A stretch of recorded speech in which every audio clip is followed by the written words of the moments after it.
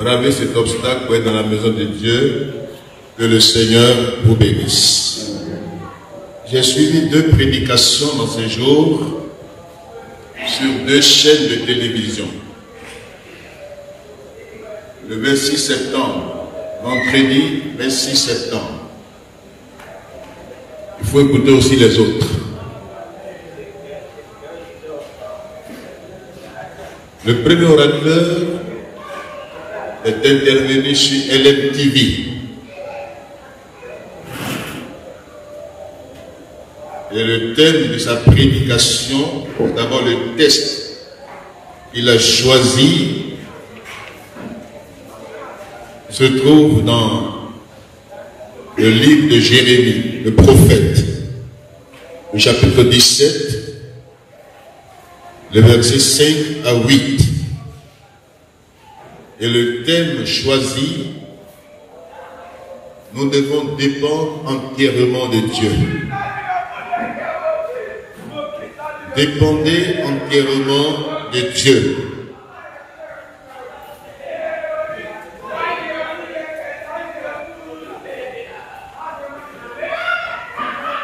Ainsi parle l'Éternel, maudit soit l'homme qui se confie dans l'homme, qui prend la chair pour son appui et qui détourne son cœur de l'Éternel. Il est comme des misérables dans le désert. Il ne voit point arriver le bonheur. Il habite des lieux brûlés du désert, d'une terre salée et sans habitants. Et béni soit l'homme qui se confie dans l'Éternel, et dans l'Éternel est l'espérance. Il est comme un arbre planté près des eaux et qui étend ses racines vers le courant. Il n'aperçoit point la chaleur quand elle vient, et son feuillage reste vert. Dans l'année de la sécheresse, il n'a point de crainte et il ne cesse de porter du fruit. Amen. C'est comme le psalmiste reprend la même chose dans le psaume chapitre 1. Pour nous qui sommes là ce soir, cela nous interpelle. Le psaume chapitre 1 que nous lisons ensemble. Pour appuyer ces paroles encore ce soir, c'est dans la ligne droite de ce que nous disons dans ces jours. Heureux l'homme qui ne marche pas selon le conseil des méchants, qui ne s'arrête pas sur la voie des pécheurs et qui ne s'assied pas en compagnie des moqueurs, mais qui trouve son plaisir dans la loi de l'Éternel et qui la médite jour et nuit.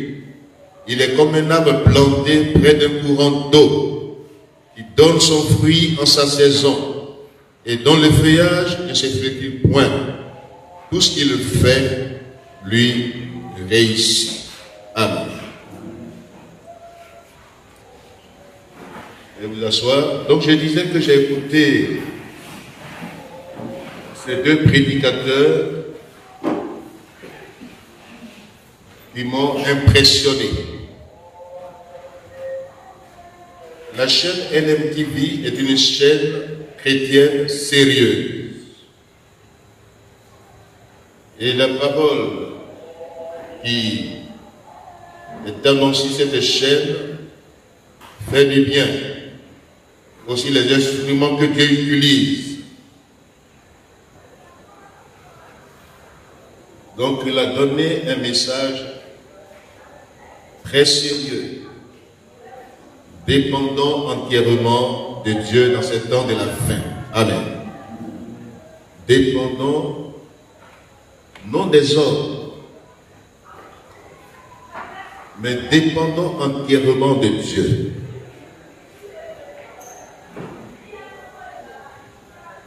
Ceux dont la confiance repose sur eux-mêmes et sur des ressources humaines seront déçus. Ils connaîtront la pauvreté spirituelle et finalement subiront de l'eau de perte. C'est ce que Jérémie dit ici. Maudit soit l'homme qui se confie en l'homme, qui prend la chair pour appui. Tu seras déçu. Au contraire, ceux qui se confient en Dieu seront bénis. Alléluia. Et finiront par être récompensés, même malgré les difficultés, malgré les épreuves, ils ont un héritage divin. Alléluia. Ils n'éprouveront ni peur, ni anxiété, dans aucune des circonstances de la vie, car leurs racines sont profondément enracinées, ancrées en Dieu. Alléluia. Ça vaut la peine. Quand tu te confies en l'Éternel, tu es enraciné en lui et tu te moques des difficultés présentes. Ces difficultés n'ont pas d'effet sur ta vie. Le deuxième prédicateur sur NTV. Voici, il y a un laps de temps. Le premier a passé à 20h30 par là. Et le second, c'est entre 21h30 et 22h. Je ne sais pas comment je suis tombé sur cette chaîne-là. NTV. C'est une chaîne ivoirienne, hein? Mais une chaîne de mélange, de syncrétisme. On met des choses, des divertissements, et puis on demande à ceux qui veulent intervenir de demander. Ou quand on les programme. Donc le deuxième orateur va venir de l'ordre mondial et son organisation. Et il disait à l'Église de s'organiser aussi dans un écuménisme pour faire face à cet ordre mondial qui part du chaos et qui impose sa domination dans le monde. Il faut créer le chaos pour s'imposer par la force. Ces paroles étaient sensiblement de bonnes paroles, mais un mélange aussi. Je ne vais pas dire le nom des prédicateurs ce soir. C'était le vendredi 26 septembre. Le deuxième prédicateur était un développeur. Apparemment, quand il parle, il y a des bonnes paroles dans sa bouche. Vaincre le chaos dans un écuménisme, dans un semblant de babélisation. Ainsi, la tendance est d'élever l'homme. Il dit, tu es né pour régner, sacrificateur roi, pour dominer. Mais sur la terre, pas d'espérance. Quand je l'ai suivi dans sa prédication, aucune espérance de l'avenir. Seulement, organisons-nous, mettons-nous ensemble, toutes les religions ensemble, pour s'opposer à l'ordre mondial. C'est un mélange prophétique. C'est attrayant, c'est séduisant, mais c'est politico-religieux.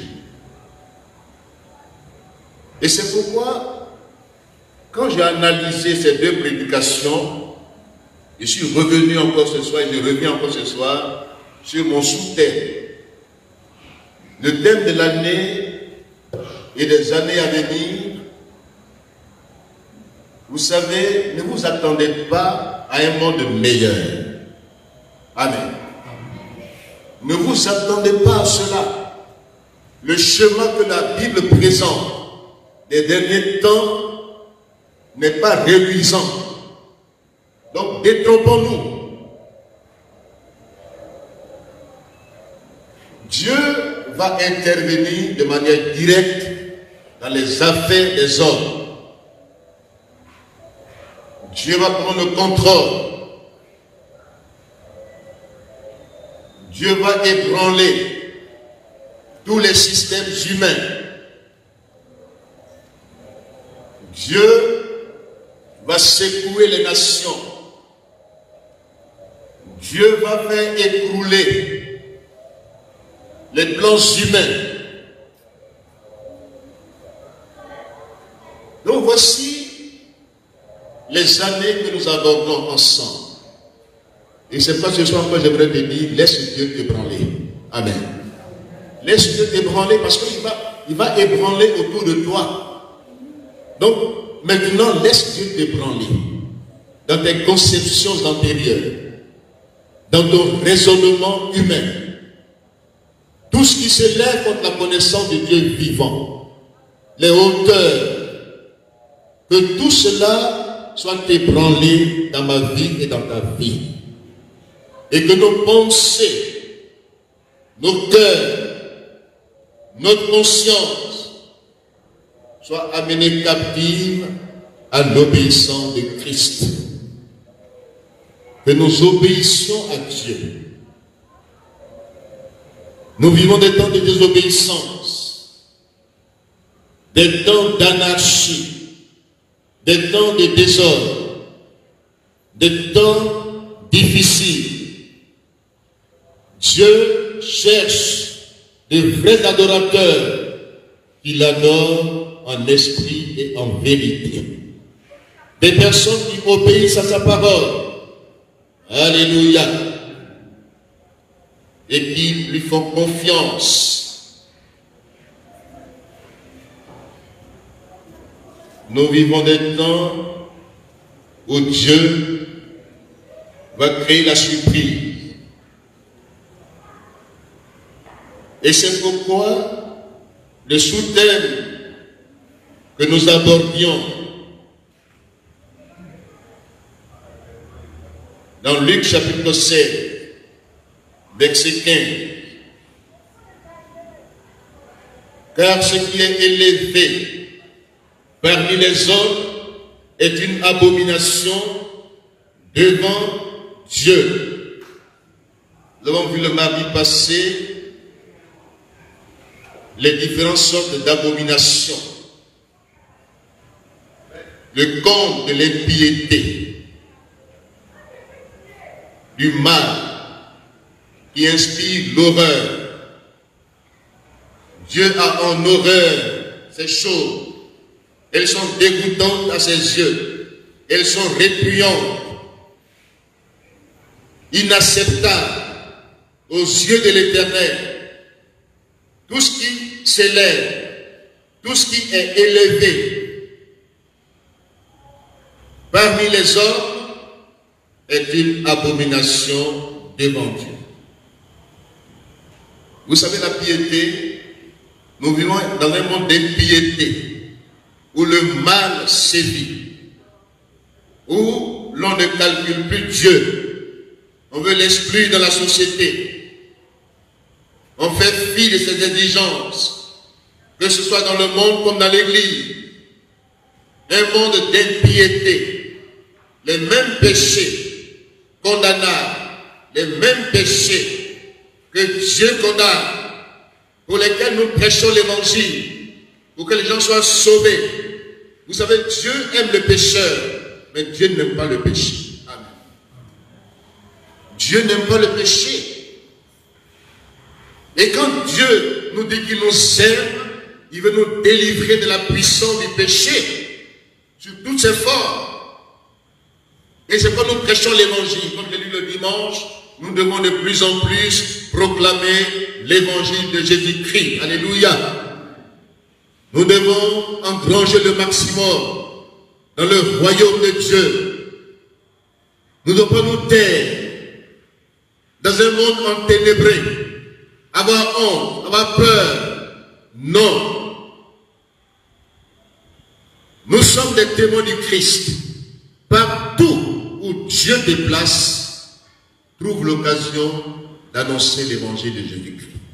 Ne te tais point, parce que tu ne sais pas ce qui adviendra. Prêche la parole en toute occasion, qu'elle soit favorable ou non. Prêche la parole, insiste. Ne te laisse pas influencer par le monde actuel. Ne te conforme pas au siècle présent. Nous vivons une génération pécheresse, méchante, adultère. Voici notre génération. Le mal à son corps. Et ces mêmes abominations pour lesquelles nous prêchons, pour que les gens sortent de leurs péchés, sont dans l'église, malheureusement. Sont dans l'église.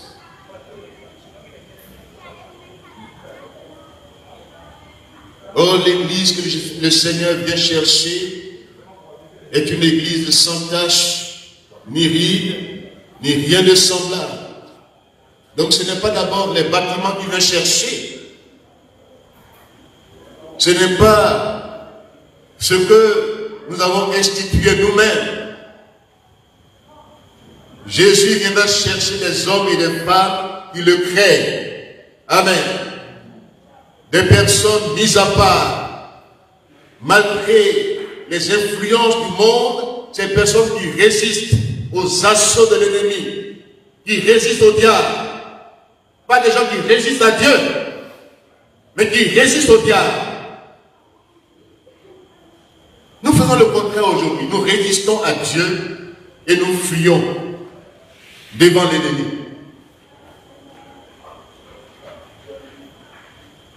Le temps de résister au diable, aux forces des ténèbres, doit être réellement un temps que nous prenons au sérieux. Nous sommes prêts à partir, prêts à être enlevés. Comme Élie le prophète, mais il a confronté l'épreuve de Baal. Il a ramené le cœur du peuple à Dieu. Amen. Que nos cœurs reviennent au Seigneur. Alléluia. Dieu, c'est le cœur qui le regarde. Les hommes regardent aux apparences, mais Dieu regarde au cœur. Dieu regarde nos cœurs. Que nos cœurs soient dans la lumière du Christ. Amen. Donc nous vivons dans une génération qui ne croit même pas à l'avenir.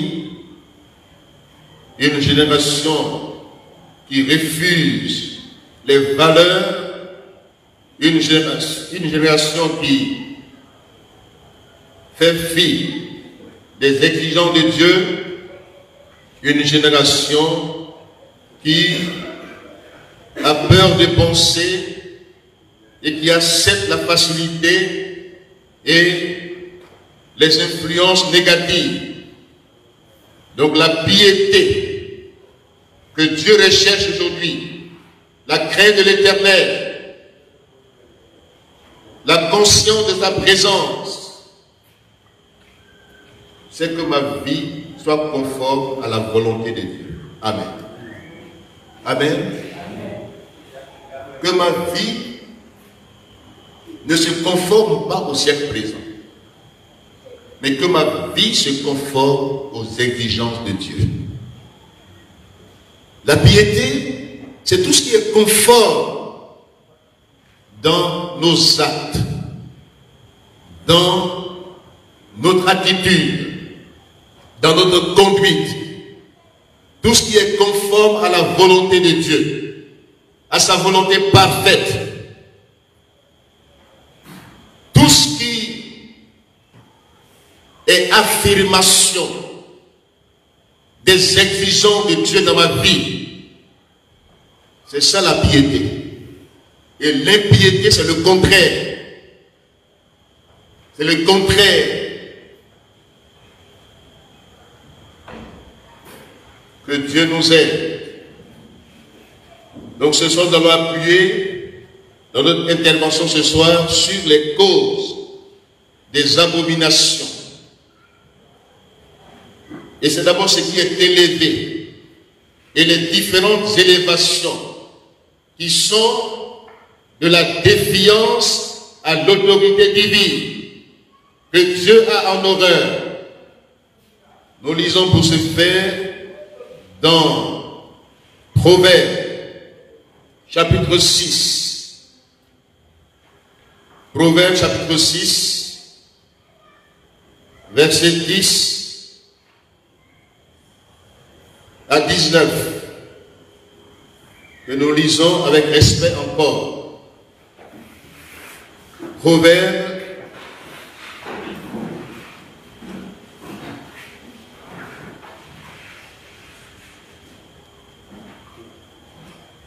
chapitre 6, verset 16 à 19.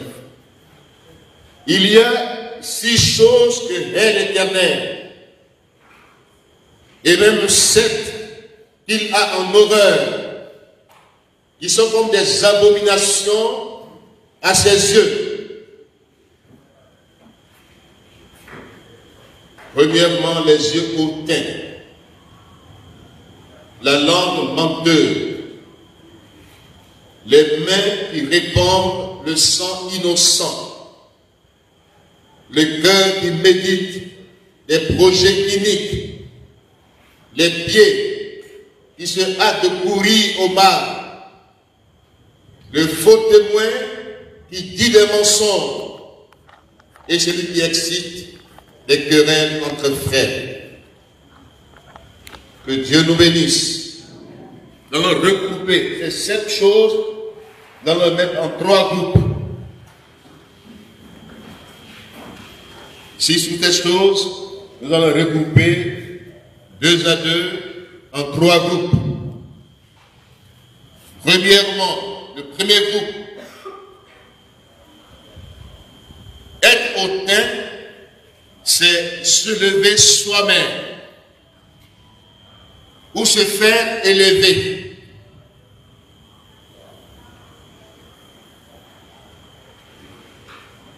Par orgueil, Satan nous trompe.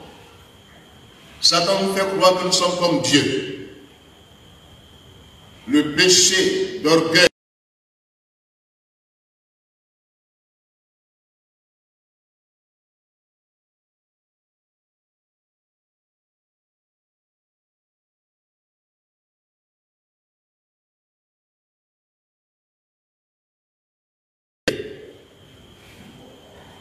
même si tu as fait un exploit.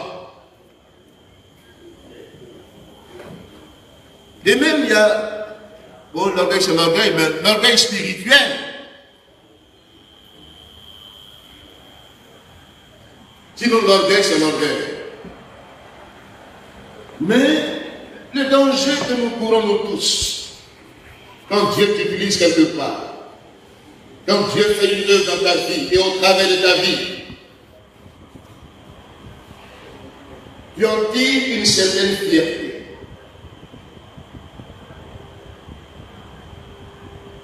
Or, Dieu ne partage pas sa gloire avec l'homme. C'est ça, avoir les yeux hautains. Une personne ou bien un homme qui est orgueilleux, qui est hautain, qui est arrogant, qui ne considère pas les autres, qui s'élève au-dessus. À l'appeler à faire une enquête dans notre vie, la suffisance. L'orgueil, le vouloir paraître, est dans l'événement qu'on décide, qu'on dise que c'est grâce à lui que telle ou telle chose a été faite. Dieu n'aime pas cela. Dieu veut que nous lui rendons toute la gloire. Alléluia. Nous sommes des serviteurs inutiles, comme je le disais la dernière fois. Nul n'est suffisant. Qu'as-tu que tu n'aies reçu?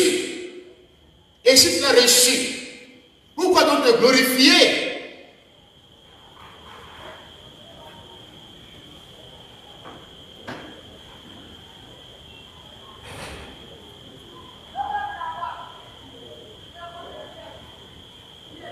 Quand on veut se lever, on a un protocole derrière soi. On met tout un protocole bien choisi. Et on fait semblant de dire, ah, non, ce n'est plus le Seigneur. Ce n'est plus le Seigneur. Là où il y a protocole, là où il y a demande d'audience pour te rencontrer, là où il faut payer, ou bien il faut avoir une offrande pour rencontrer l'homme de Dieu. Ça, c'est l'esprit hautain qui fait ça. Parce qu'on se dit qu'on est plus important que Dieu lui-même. On a plus d'importance que Dieu. On arrive à un certain niveau où, pour nous rencontrer, il faut passer par personne interposée. Ou bien on est gardé par des gardes-corps. C'est le monde qui fait ça, mais pas l'Église. Voici l'esprit hautain. Quand on va quelque part, on vient te vénérer. Que tout le monde s'abaisse, ou bien que tout le monde se lève, pour que moi je passe. Mais quand on lit la Bible, des gens ont fait ça. Aman, l'Agadite, l'ennemi des Juifs, qui voulait exterminer la race juive. Le premier titre de la Bible de l'Antichrist, hein, le premier précurseur de l'Antichrist, l'Antichrist, Aman, qui respirait la vengeance, qui respirait la haine du peuple juif. Dans Esther chapitre 3, quand vous lisez, Aman a atteint son apogée. Il a atteint un certain niveau d'élévation. À tel point que quand il passe, tout le monde doit le vénérer. Tout le monde doit se prosterner devant Aman. Il est Dieu.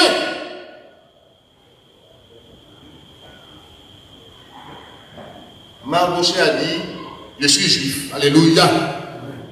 Je connais Dieu. Et je sais que c'est une défiance à l'autorité divine. Quand l'homme se lève et que tout le monde doit lui faire allégeance, c'est une défiance à l'autorité divine. Je le refuse. Amen. Je le refuse. Mardochée a refusé de faire allégeance à Aman. Mardochée a refusé de se prosterner parce que c'est devant Dieu qu'on se prosterne. Alléluia. C'est devant Dieu qu'on s'abaisse, se prosterne. C'est un signe d'adoration. Dieu seul mérite l'adoration. Dieu seul est digne d'être adoré. C'est devant Dieu que je me prosterne. Mais pas devant un homme. Dites Amen. Amen. Pas devant un homme. Et nos églises sont devenues des lieux protocolaires. Des lieux protocolaires. Et les gens font une mise en scène. Ils attendent et ils vont venir maintenant à dernier moment pour que tout le monde se lève. Pour qu'on les vénère. C'est pas dans l'église. C'est dans le monde. Mais pas dans l'église. Aman, il a dit, ce Mardochée-là, le péché de Mardochée, pour lequel on veut le tuer, c'est qu'il refuse ce que Dieu condamne. Il dit non. Je suis juif, je suis chrétien, je suis enfant de Dieu, je connais l'Éternel, je dépends de lui. Je me te confie en lui. Parce que les hommes qui font ça, qui se lèvent et qui se font élever, vous disent, ils disposent de votre vie. Vous dépendez d'eux. Votre avenir, votre existence sur la terre dépend d'eux. Ils ont droit de vie et de mort sur votre vie. C'est eux qui peuvent faire quelque chose pour que vous réussissiez. Ils se mettent à la place de Dieu. Oh, l'élévation vient de Dieu. Alléluia. L'élévation ne vient pas de l'Orient ni de l'Occident, mais l'élévation, quand Dieu te positionne, quand Dieu veut réellement rendre ton ministère ou bien te mettre réellement dans une condition meilleure, pas de gloire humaine, mais de reconnaissance. C'est Dieu qui fait son travail. Tu n'es pas un hasard. Alléluia. C'est l'homme qui parle d'hasard, mais Dieu parle de sa volonté. Alléluia. Donc, la première cause d'abomination, c'est avoir l'esprit hautain. Or, la Bible dit ce qui s'élève, ce qui est élevé devant, sinon, parmi les hommes, est une abomination devant l'Éternel. Dans le peuple de Dieu, il y a l'égalité des valeurs. Alléluia. Même dans le foyer, il n'y a pas de subalterne et de supérieur. Même dans le foyer, nous sommes égaux. Nous avons des fonctions différentes. Mais notre valeur est égale devant Dieu. Quand Dieu me regarde, quand il voit mon épouse, il ne dit pas que je suis le patron de mon épouse. Il ne dit pas cela. Quand il dit je suis le chef, c'est-à-dire je suis le premier qui doit donner le bel exemple à suivre. Je ne suis pas un dictateur. Je ne domine pas. Je suis un modèle. C'est ça le chef. Un bon modèle à suivre.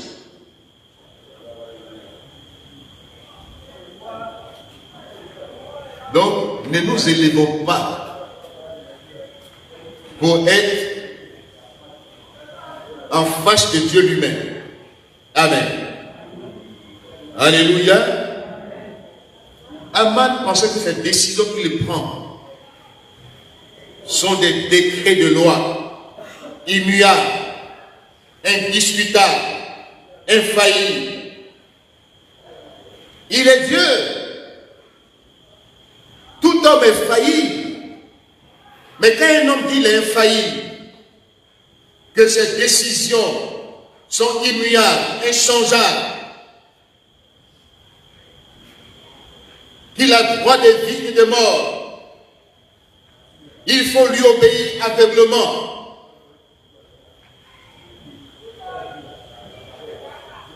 C'est que nous sommes en danger. Dites Amen.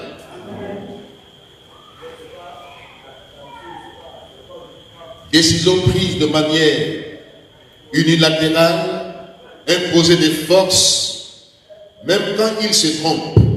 Parce que l'homme n'est pas faillible, même quand il arrive, puisque l'esprit hautain fait croire à ces personnes que leurs décisions, leurs décrets de loi sont infaillibles. Maintenant, s'ils sont devant une situation où ils ont posé une erreur, où ils ont fait une erreur, parce que l'erreur est humaine, mais qu'est-ce qu'ils font? Ils font tout pour trouver des portes de sortie. pour ne pas qu'on reconnaisse leurs erreurs. Parce qu'ils sont Dieu. Amen. Et après, ils trouvent des boucs émissaires. Comme les empereurs romains qui livraient la pâture des innocents dans leur système de déification, où ils ont fait des représentations dans toutes les provinces, où leurs statues sont érigées pour imposer leur domination. C'est ce système romain qui réapparaît. Dites maintenant Amen. Le système romain, l'empereur romain, s'il n'est pas venu dans une province, sa statue y est. C'est le symbole des effigies. Là, comme ça, tout le monde reconnaît que c'est lui.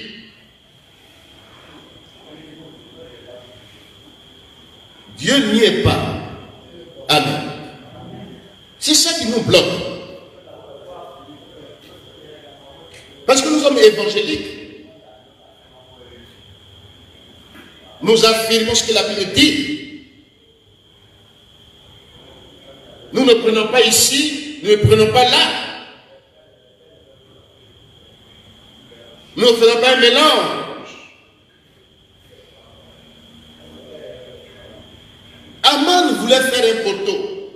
Il a fait un poteau pour dresser, pour pendre Mardochée. Parce que quand il va Mardochée, il a la fureur, la colère. Ce Mardochée-là, il faut qu'il disparaisse. Sois un Mardochée. Diane, sois un Mardochée. Sois un vrai disciple de Christ. Sois un Mardochée. Il ne faut pas dire que tout le monde fait ça, moi aussi je le fais. Non. Tu n'es pas monsieur tout le monde ou madame tout le monde. Tu as ton identité en Christ. Amen. Tu es enfant de Dieu. Les plans humains, les plans et décrets sataniques n'ont aucun pouvoir sur ta vie. Amen. Si tu as peur de vivre la parole de Dieu, d'affirmer ce que la Bible dit, et que tu te mélanges, et que tu veux qu'on t'apprécie, tu veux qu'on parle bien de toi, mais tu ne seras pas enfant de Dieu.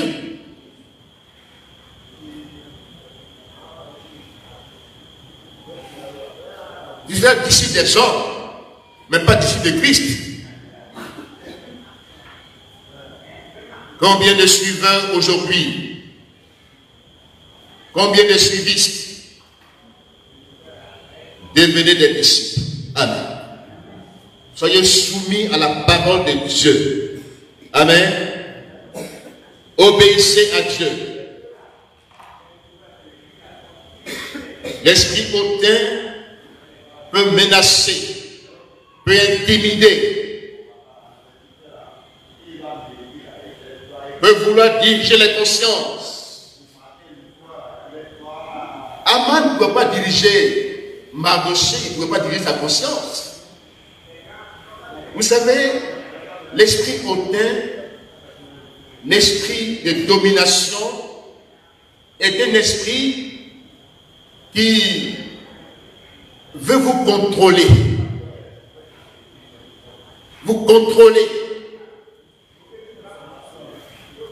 Et s'il ne peut pas vous contrôler, il veut vous livrer. Vouloir vous détruire, nuire à votre réputation. Parce qu'il ne peut pas vous contrôler. Même Dieu même, qui est Dieu, ne dirige pas ma conscience. Amen. Dieu respecte ma liberté. À plus de raison énorme. Et aujourd'hui, l'évangile que nous prêchons, C'est un évangile de contrôle. On veut soumettre les gens à faire nos quatre volontés. Même si ce n'est pas biblique, il faut le faire. Mais Mardochée dit non. Alléluia. Il dit non. Parce que j'ai un compte à rendre devant Dieu. Que tu en sois conscient ce soir. Alléluia. Vous qui me suivez et vous qui êtes là, soyez-en conscients. Nous ne sommes pas des directeurs de conscience. L'autorité, le prédicateur n'est pas un directeur de conscience, mais un éveilleur de conscience. Amen. Pierre dit, je vais éveiller votre saine intelligence. L'apôtre Paul dit la même chose. Il ne s'impose pas par la force. Même Paul, même quand il vient quelque part, les gens le méprisent. Parce qu'on dit, mais ce Paul-là, il est méprisable. Mais il a l'autorité spirituelle. Alléluia. Bien qu'on le minimise, on le méprise. Mais l'apôtre Paul, il y avait la vie de Dieu en lui. Alléluia. Alléluia. Il avait des richesses spirituelles en lui.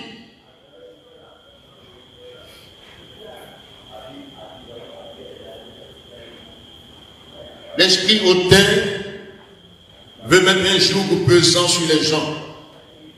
L'esprit hautain, comme Pharaon.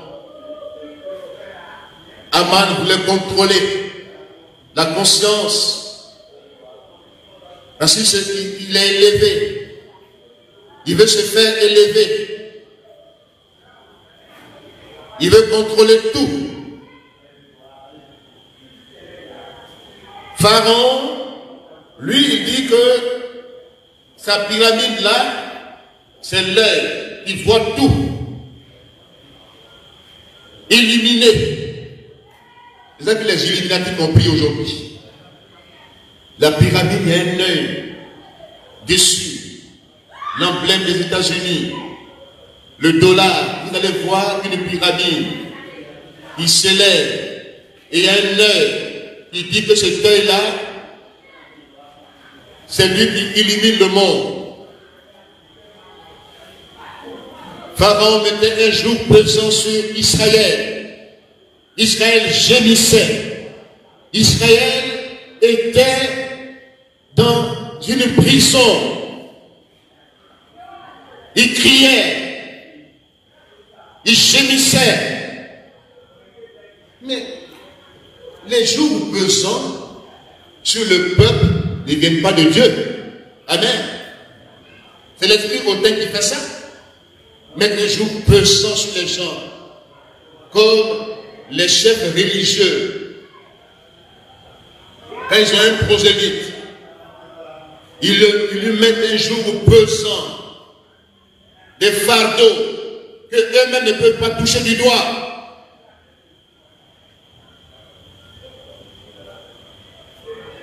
Pharaon disait qu'il était Dieu. Et c'est pourquoi il disposait du peuple d'Israël. Mais ce qu'il a oublié, ce qu'il a ignoré, c'est que ce peuple-là adore le vrai Dieu. Alléluia. Quelles que soient les prisons, les confiscations, les fosses, les fournaires, où l'homme peut vous mettre, vous allez vous en sortir.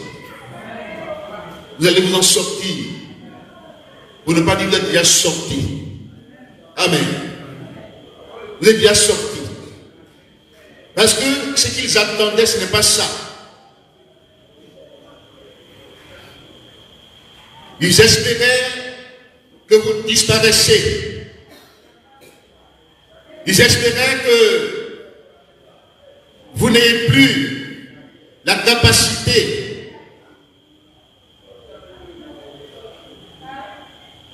que vous ne soyez plus en possession de vos facultés. Mais Dieu est fidèle. Amen. Je te dis ce soir, ne crains pas l'homme. Dis Amen.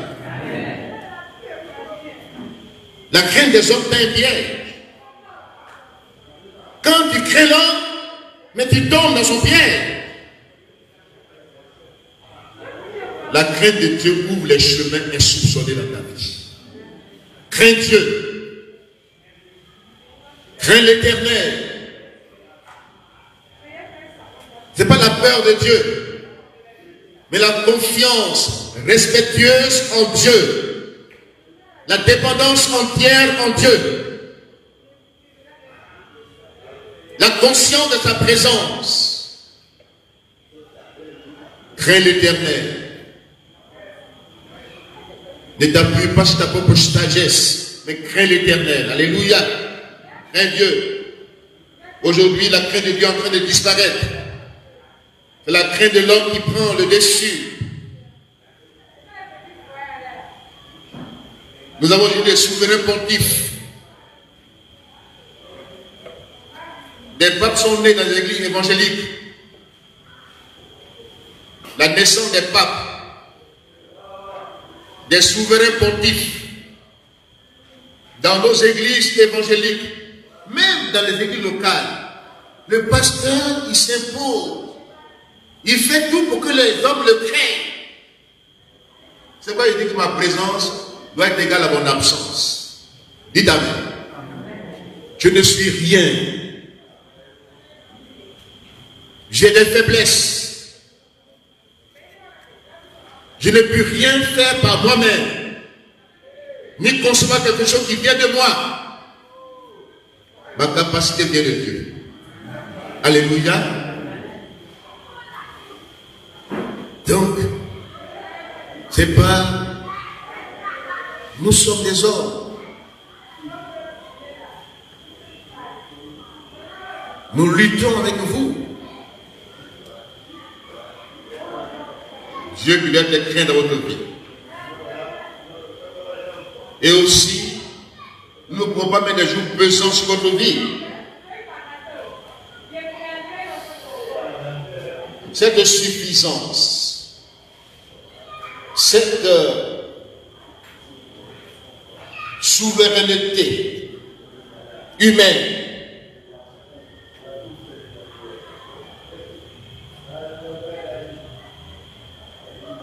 se manifeste aussi par les célébrations d'excellence et de mérite qui sont à la mode aujourd'hui. On veut que les petits dieux soient quelque part. Les dieux du savoir. Les temples du savoir. Les dieux de l'avoir. Et les dieux du pouvoir. On parle d'excellence. On parle de mérite à célébrer. Mais c'est Dieu qui est excellent. Alléluia. Alléluia. Regardez souvent les hommes qu'on célèbre pour leur excellence, pour leur mérite.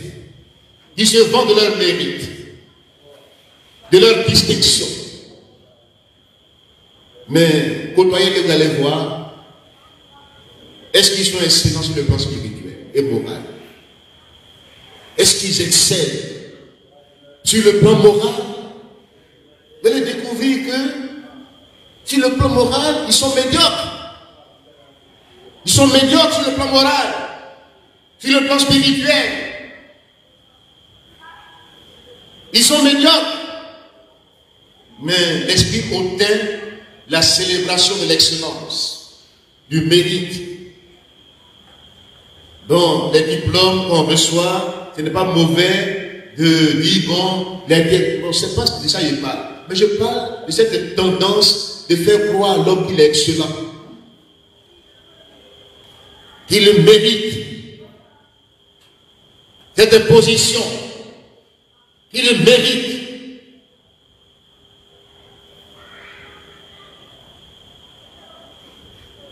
Seul Dieu est excellent. Amen. Tout don excellent et toute grâce viennent du Père de lumière. Amen. C'est lui qui est inchangeable. C'est lui qui est immuable. C'est Dieu, pas l'homme. Que Dieu nous aide.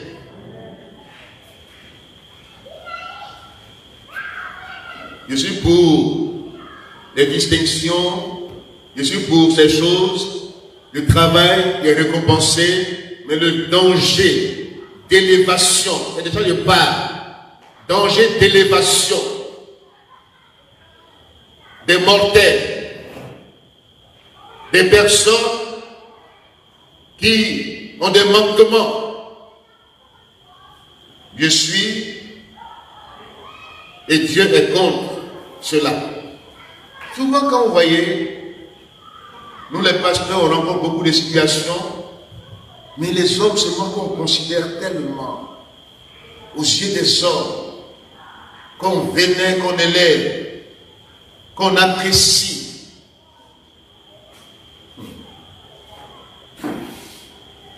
Souvent, ils descendent de la bassesse spirituelle. Ils ont des tares spirituelles, morales, qui n'ont pas réglé avec Dieu. Mais puisque l'homme est à la recherche de l'excellence, de la célébration des mérites, on passe les ponts là-dessus. Mais Dieu connaît ton cœur. Alléluia. Dieu te connaît. Dieu te connaît. Amen. On peut ne pas t'élever devant les hommes, mais Dieu peut te considérer. Parce que tu réjouis son cœur. Ta vie répond à ses exigences. Même si on ne te calcule pas, Dieu te calcule. Alléluia. Dieu te calcule.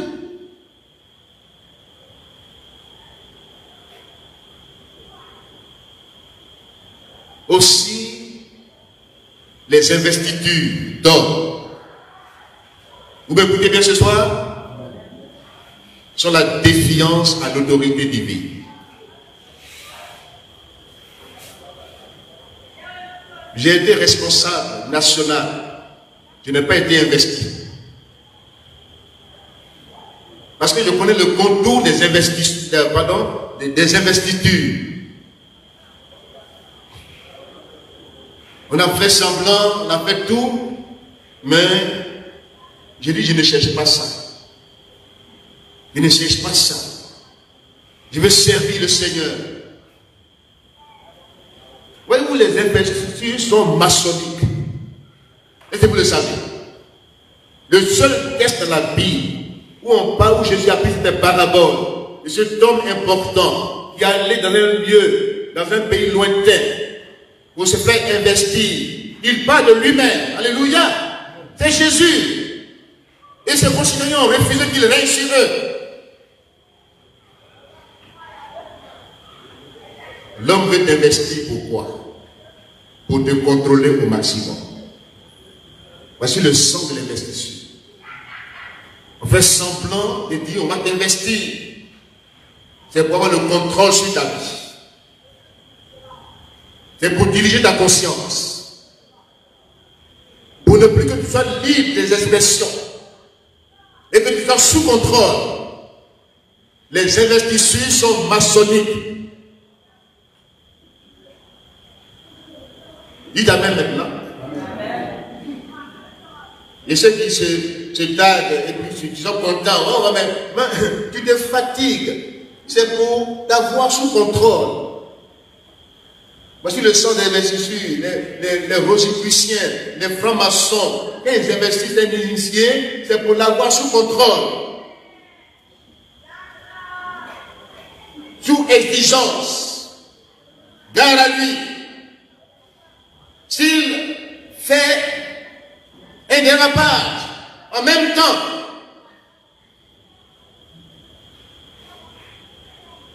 que Dieu nous aide. Ce sont des élévations humaines. Célébration d'excellence, de mérite, investiture maçonnique sont des élévations humaines. Ça ne vient pas de Dieu. On parle de consécration au ministère. C'est biblique. Les sacrificateurs, les prophètes, les rois ont reçu l'onction pour diriger. Ce n'est pas une investiture. Que Dieu nous aide. Vous êtes là encore ce soir?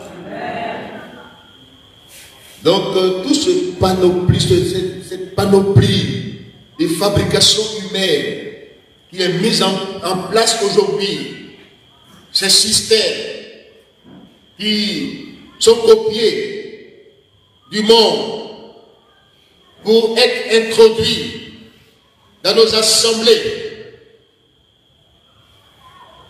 protocolaires, déification humaine, sont de la défiance à l'autorité divine. Dieu a cela en horreur. Amen.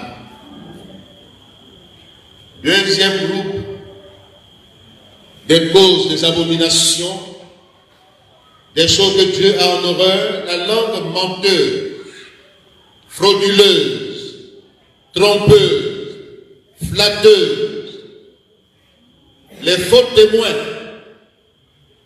qui disent des mensonges,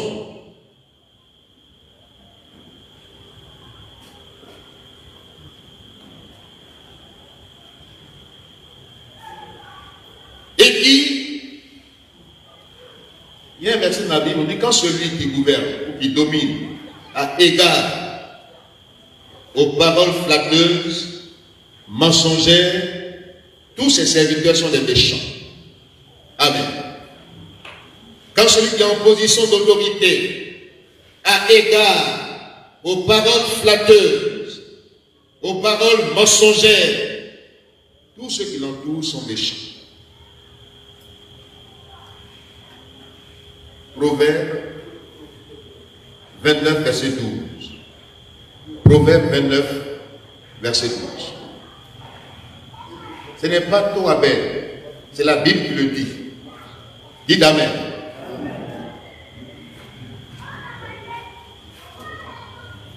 Que tu sois autorité parentale, que tu sois autorité civile, ecclésiastique, leader d'opinion, pasteur, responsable d'une communauté,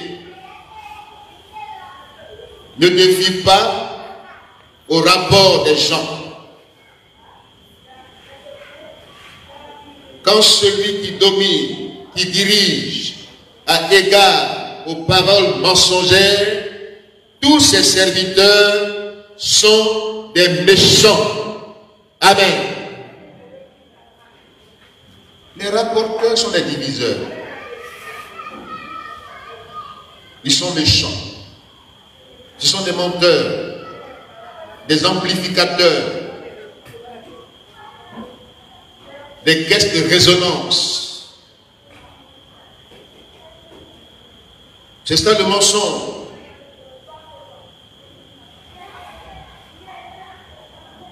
Et le Proverbe chapitre 30, verset 8 dit, éloigne de moi la fausseté et les paroles mensongères. Amen.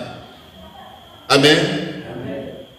Éloigne de moi la fausseté et les paroles mensongères. Ou bien la parole mensongère. Amen. Il y a aussi un concept festif. Prétention mensongère, orgueilleuse, déviation doctrinale, le divertissement. Lisons ensemble Exode 32, le veau d'or. Suivez avec moi. Ce soir là, regardez-moi et puis écoutez. Amen. Écoutez. C'est quoi on aime aujourd'hui? Le divertissement, les bruits festifs,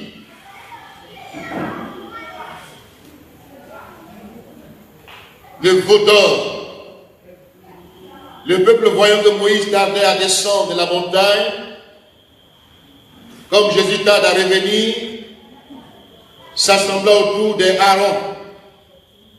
Fais-nous un Dieu qui marche devant nous, car ce Moïse, cet homme, nous a fait sortir du pays d'Égypte, nous ne savons ce qu'il est devenu. Aaron leur dit, ôtez les anneaux d'or qui sont aux oreilles de vos femmes, de vos fils et de vos filles, et apportez-les-moi. Et tous ôtèrent les anneaux d'or qui étaient à leurs oreilles, et ils les apportaient à Aaron. Il les reçut de leurs mains, jeta l'or dans un moule, et fit un veau en fonte. Et il dit, Israël, voici ton Dieu. Combien de veaux d'or dans nos églises aujourd'hui? Combien de veaux d'or qui ont une connotation spirituelle? Vous savez, ces réjouissances, ces orgies, créent l'hystérie collective. C'est comme une drogue.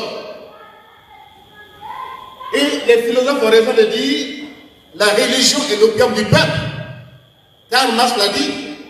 C'est comme on prend l'opium, on veut te distraire, on veut t'endormir, pour ne pas que tu vois les vrais besoins, les vrais problèmes, et que tu n'en parles pas.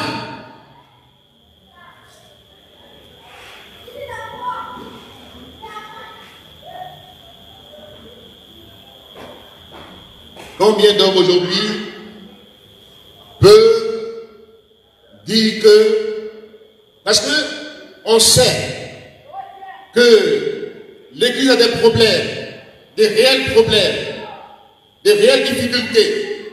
Le témoignage de l'Église dans la nation n'est pas reluisant. On dit, on revient à la charge, on dit is back. C'est qu'est-ce qui revient? Ce n'est pas les fêtes qui font qu'on revient. C'est le moment de réveil spirituel dans la nation qui impacteront la nation pour le salut des âmes, qui fait dire à une église qu'elle est is back. Pas les fêtes. Ce sont des distractions. Ce sont des veaux d'or qui sont installés avec un abattage médiatique, avec des sommes d'argent pour célébrer des choses qui n'ont pas de valeur. Quand les gens souffrent dans leur région, ils souffrent. On fait fi de leur souffrance. On dit, fêtons. Peut-être des choses dans des jours qui portent, dis-moi, vraiment, que Dieu nous aide. Que Dieu nous aide. Vous êtes là encore ce soir? Amen. Alléluia. Amen. Dieu a besoin des Jean-Baptiste. Même si la tête est mise à prix, mais Dieu a besoin des Jean-Baptiste de leur temps, des Élie de leur temps, des Michel de leur temps. Pas des gens qui suivent. Parce qu'on dit qu'il faut suivre bêtement, qui suivent bêtement. Non!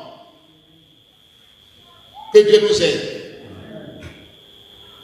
On veut créer de la dépendance, on veut créer des distractions, on veut créer un endormissement, des calmants à effet soporifique pour t'endormir,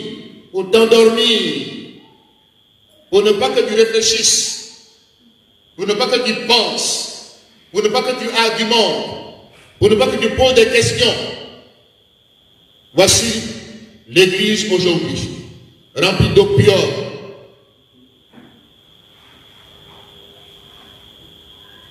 Une Église qu'on infantilise. On prend comme des enfants. Et puis on appelle ça, non, voici la parole de Dieu là, vous connaissez la parole de Dieu. Dites Amen.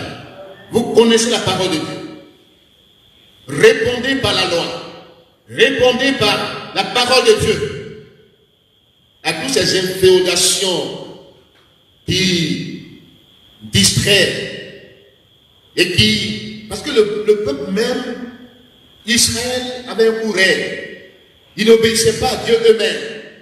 Donc quand Aaron se lève pour mettre le veau d'or, ils suivent Aaron.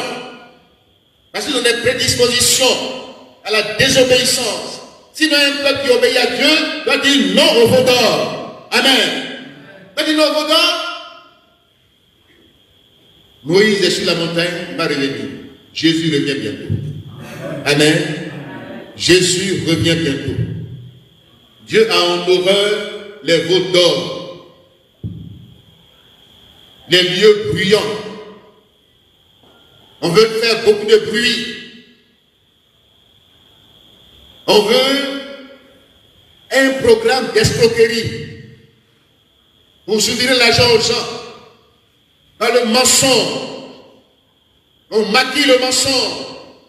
Il y a des intentions qu'on n'avoue pas. Il y a des non-dits. On aime ça.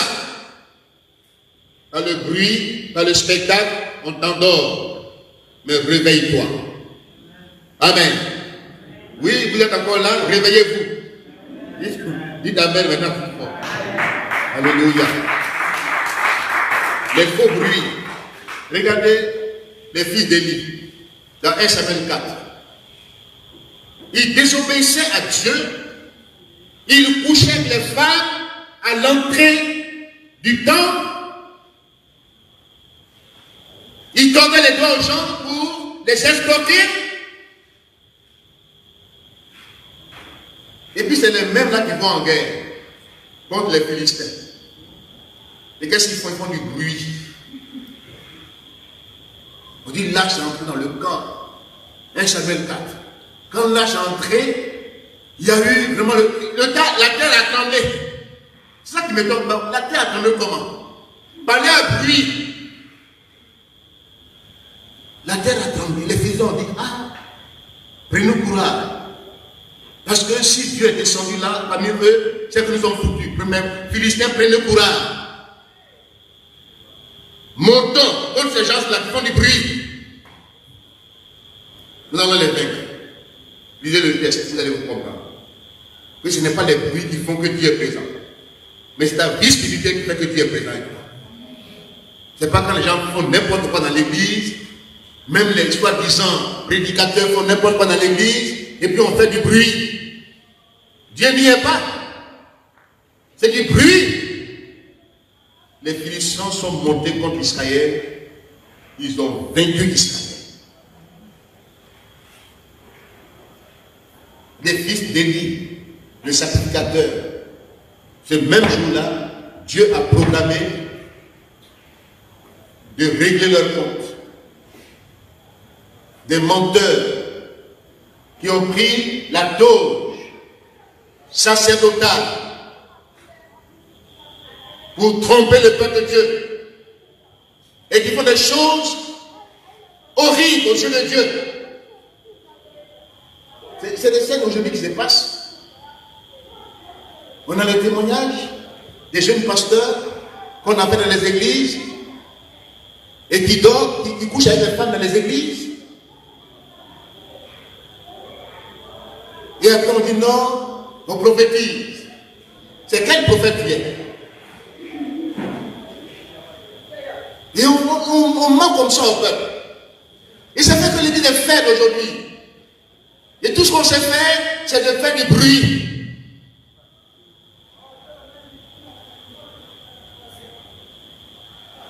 Saül est monté contre les Philistins. 1 Samuel 28, 1 Samuel 31. Aller chez la nécromancienne, adoration des morts, le but des morts que Dieu défend, c'est ça que lui pratique. Et puis il monte contre les Philistins. Mais Dieu, on ne joue pas avec Dieu. Amen. Combien de personnes aujourd'hui qui défient Dieu, qui défient l'autorité divine et qui se cachent derrière des parapluies qui n'ont pas de sens et qui font comme le roi Ézéchias qui dans Ésaïe 39, le prince est venu le voir pour dire Ézéchias, ces gens qui sont venus de Babylonie là, qu'est-ce qu'ils ont vu chez toi? Il dit, je leur ai tout montré. Et le prophète dit, tes enfants seront déportés. Tout ce qu'ils ont vu ici sera déporté. Et il demande au prophète, c'est en quel temps? Si c'est à mon temps, ou bien si c'est après moi. Il a servi Dieu dans la fidélité, mais il a raté le coach. Et il dit au prophète, si moi je suis dans la paix et que je me réjouis, si après moi ça se passe, c'est pas grave. Voyez-vous, on peut diriger sans prendre compte, sans considérer l'histoire. On ne pensera qu'à soi-même, comme Ézéchias. Il pensait seulement à lui, à son règne. Il ne pensait pas à ses enfants. Il serait déporté à Babylone. Après lui, il ne pensait pas à cela. Mais si, pendant mon règne, j'ai la paix, j'ai la jouissance, j'ai le pouvoir, j'ai l'avoir, j'ai tout à ma disposition, c'est bien. Les dirigeants qui ne pensent pas à l'histoire exposent leur peuple. Ne pensent qu'à eux seuls. Tout ce tapage qui est fait aujourd'hui, on fait miroiter aux gens. Oui, c'est pour vous en combat. Oui, c'est pour vous on s'est fait ceci, cela. C'est du mensonge. C'est du mensonge. On s'agrippe à quelque chose, on veut que dans notre temps, ça se passe bien, mais après nous, on ne pense pas à l'avenir de cette jeunesse.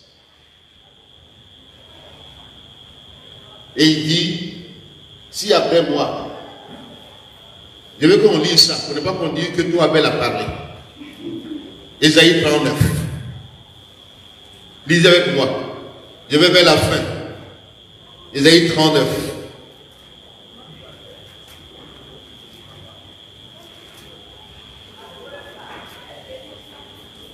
Ésaïe 39, disons la dernière partie, les versets 5 à 8.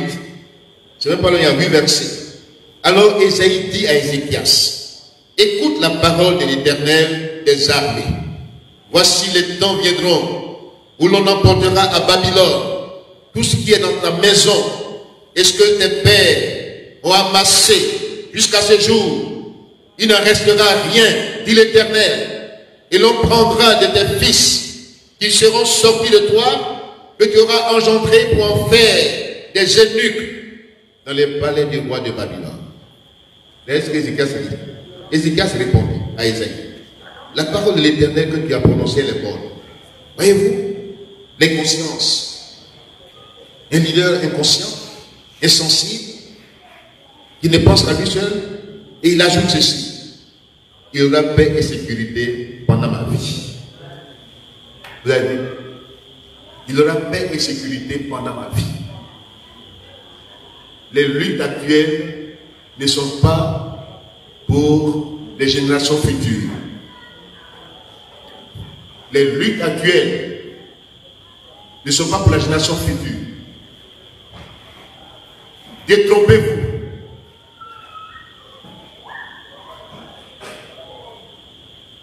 Ce sont des luttes d'intérêt personnel égoïste.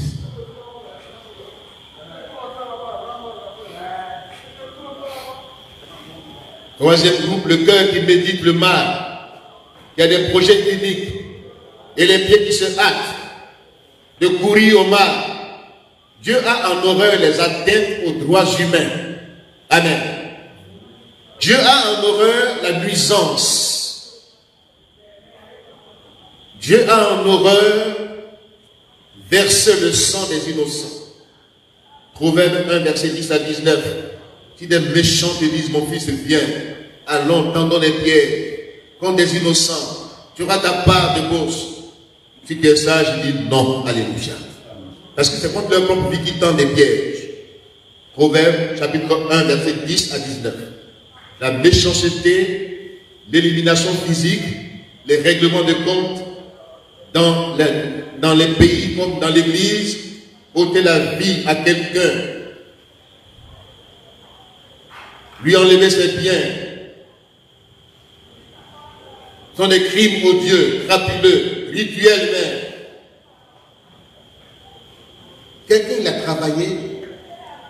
puis il a souffert, il va déposer son argent à la banque, les braqueurs se mettent devant lui. Non seulement il perd son argent, mais il le tue.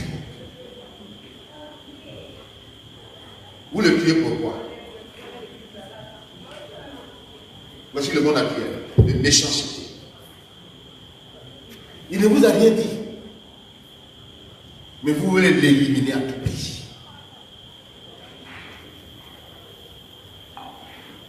Vous ne voulez pas le voir. Ils ne vont rien devenir dans l'église. Tant que je suis là, ils ne vont rien devenir. Comme si c'est toi l'homme qui dispose de la vie des autres. Voici le langage méchant.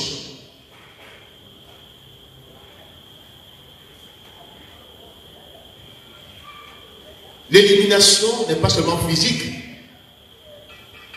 mais dans le langage, dans les mauvais souhaits, les mauvaises attentes. Souvent, on a des mauvais souhaits sur les gens, des paroles méchantes, et puis on est chrétien, on avance. Que Dieu nous vienne en aide ce soir. Dieu a en horreur ces 6 choses qui sont regroupées en 3 groupes. Dieu a en horreur ces choses. Ce sont les causes des abominations. Maintenant, je vous pose la question. En lisant le psaume 58, versets 1 à 5. C'est ça que j'ai terminé. Pour ceux qui me regardent, pour ceux qui se posent des questions, pour ceux qui sont anxieux et qui se posent des questions, je vous invite à lire avec moi pour finir, pour conclure, le psaume 58, versets 1 à 5.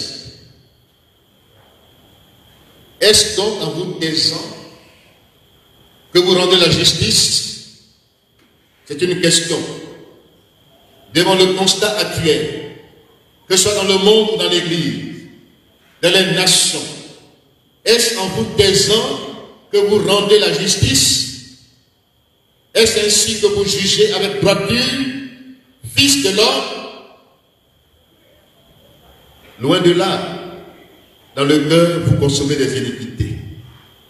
Et dans le pays, c'est la violence. De vos mains que vous placez sur la balance. Les méchants sont pervertis dès le sein maternel.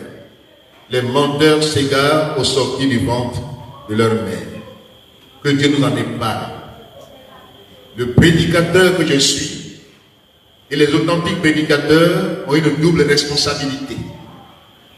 Dénoncer la fausseté et annoncer la vérité de la parole de Dieu. Que Dieu bénisse sa parole. Amen.